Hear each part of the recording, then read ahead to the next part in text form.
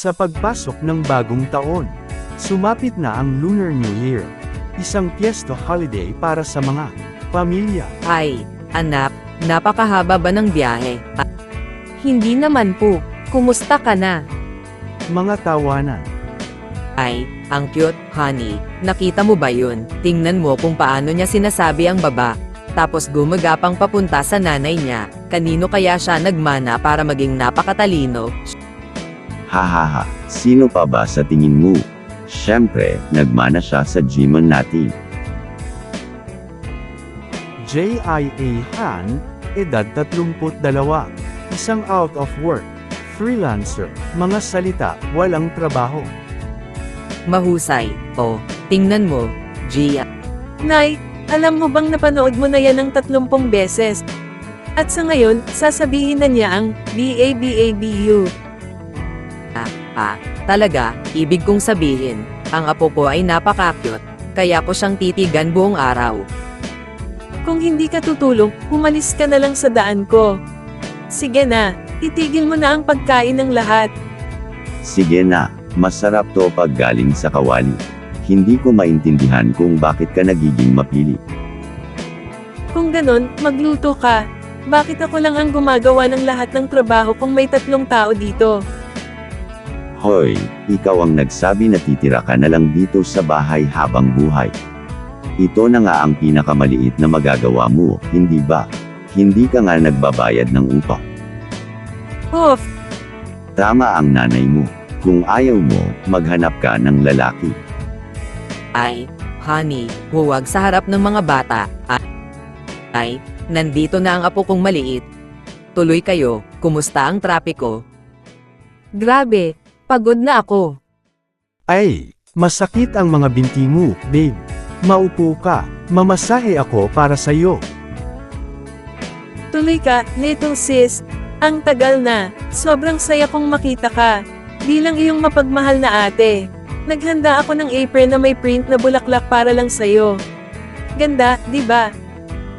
Nako, Gia, ang tagal na rin. Lahat ay bumagay sa'yo gaya ng dati, pati na rin ang apron na yan. Hehe, ngayon ang kailangan mo na lang gawin ngayong taon ay maglakad sa aisle. Isuot mo, okay. Isuot mo na habang nagsasabi ako ng maayos, okay. O kundi. Binatukan ito ng kanyang nanay. Kailan mo ba aayusin yung bibig mo? Aray, bakit mo ako sinasaktan, ma? Nagluluto ako ng lahat mag-isa. Hindi ba tayo pwedeng MAGPALIT na ng shift? Kinakampihan mo ba SI Jimin dahil lang sa matagal mo na siyang hindi nakikita? Ha, Gia, huwag mo siyang litin ng ganyan.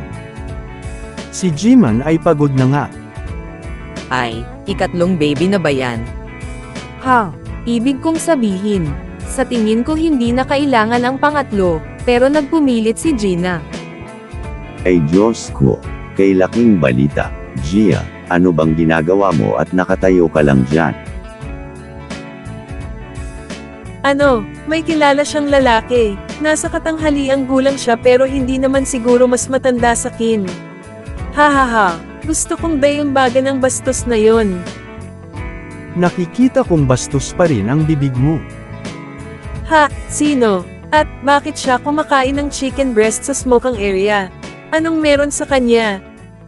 Pasensya na, ikaw si... Hindi mo ba talaga ako natatandaan?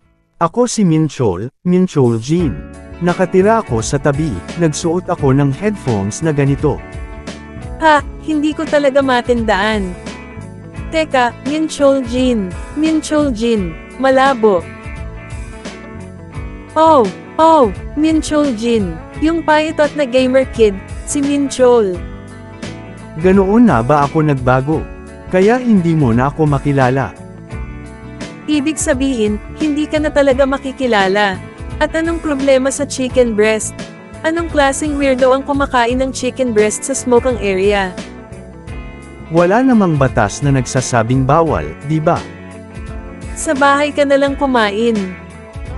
Well, sinubukan ko naman pero binibigyan ako ng pamilya ko ng masamang tingin kasi hindi ako kumakain ng pagkain para sa Lunar New Year.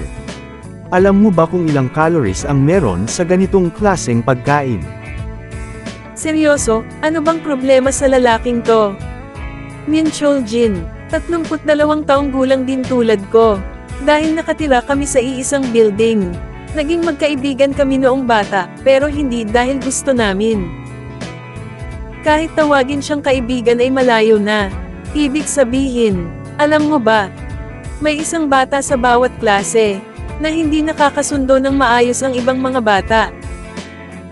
Yung mahiyain na bata na hindi mo kinakausap kahit na nakatira kayo sa iisang lugar. At least, marunong siyang bamasa ng sitwasyon. Ano pang saysay ng pagbabalik tanaw ngayon? Ako ang itim na tupa ng pamilya na walang mapuntahan. Jihan, edad 32, muling isang out-of-work freelancer. Sa madaling salita walang trabaho. Ngayon na tinitingnan ko siya, ang kumag na to ay ibang-iba na rin ngayon. Siguro ganito ang buhay sa syudad.